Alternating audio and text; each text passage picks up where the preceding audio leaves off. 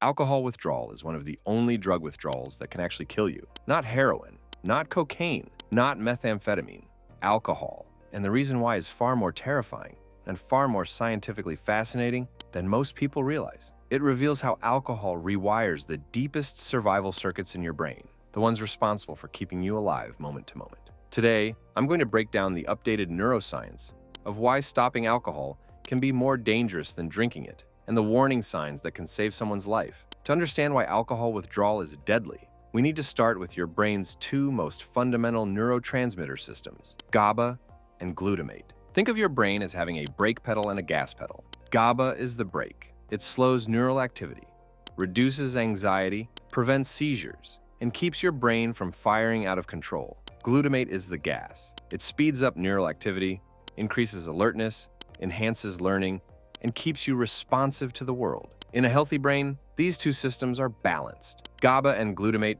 work together to keep neural activity in the optimal range. Not too slow, not too fast, but chronic alcohol use destroys this balance. When someone drinks heavily, daily or near daily for weeks, months, or years, alcohol constantly enhances GABA. It's like someone is pressing your brain's brake pedal all day, every day.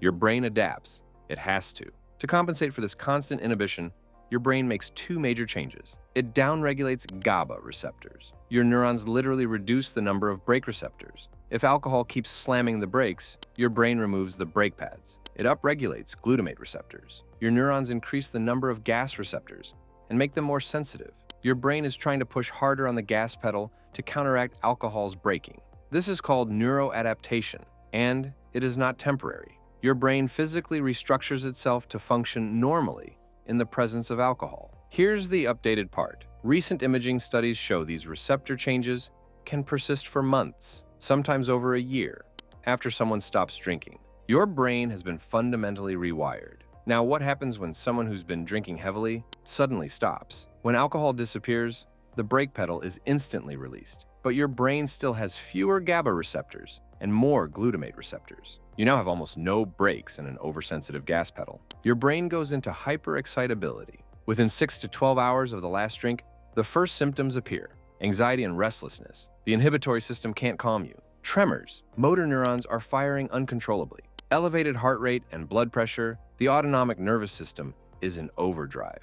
Sweating and nausea. The stress response is maxed out. Insomnia. The brain cannot slow down enough to sleep. This is the acute withdrawal phase. For many people, this is the worst of it. It's miserable, but not usually deadly. But for some, especially those with years of heavy drinking, it escalates. Between 12 and 48 hours, some people develop alcoholic hallucinosis, visual, auditory, or tactile hallucinations. They see things that aren't there. They hear voices. They feel crawling sensations on their skin.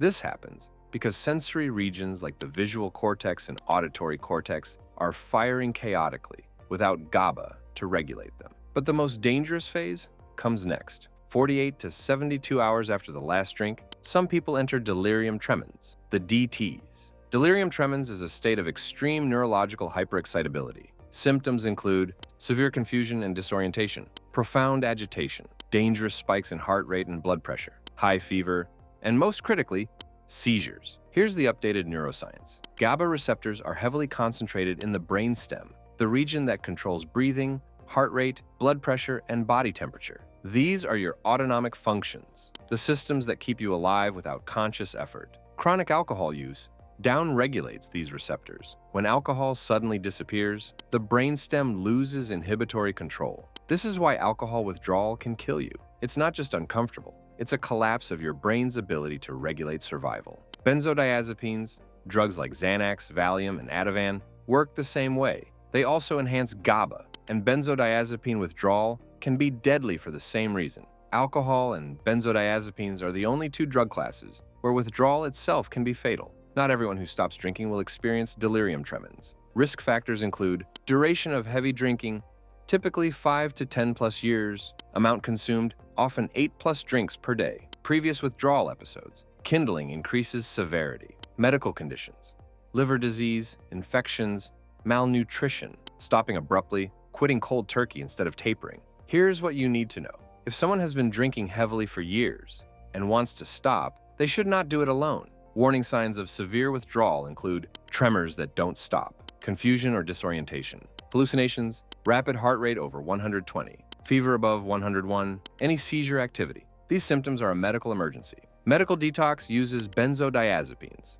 typically Valium or Ativan, in controlled doses. These drugs temporarily replace alcohol's GABA enhancement, preventing the hyperexcitability cascade. Over 5 to 7 days, the dose is tapered, while the brain slowly recalibrates. This gives GABA and glutamate systems time to rebalance without life-threatening seizures. Medical detox reduces mortality from 15 to 20% down to 1 to 5%.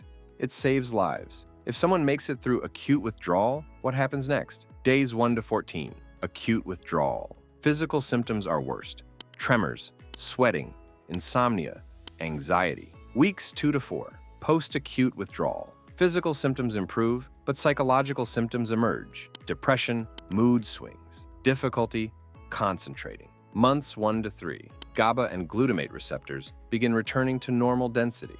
Sleep improves, anxiety decreases, cognition sharpens. Months 3 to 12, full neurological recovery. Brain imaging shows gradual reversal of structural changes, improved gray matter volume, better white matter integrity, hippocampal recovery. The brain is neuroplastic. It can heal, but it takes time. Alcohol withdrawal being potentially fatal reveals something profound. Alcohol dependence is not a moral failure. It is not weakness. It is neurobiology. Chronic alcohol use alters the brain at the receptor level. Stopping isn't just about willpower. It's about safely managing a medical condition that can kill you. And this is why stigma is dangerous. People avoid seeking help because they're ashamed. They try to quit alone. And some die because they didn't know withdrawal could be lethal. In the United States, around 15 million people have alcohol use disorder. Globally, over 100 million. Most never receive medical treatment. They either keep drinking or try to quit without supervision, and some don't survive. Understanding the neuroscience of withdrawal isn't academic, it's life-saving. Here's what you must remember. Chronic alcohol use rewires GABA and glutamate systems. Stopping suddenly triggers hyperexcitability. Delirium tremens has a 15 to 20% mortality rate without treatment. Medical detox is essential for severe dependence. If you found this video helpful, explore the rest of our alcohol series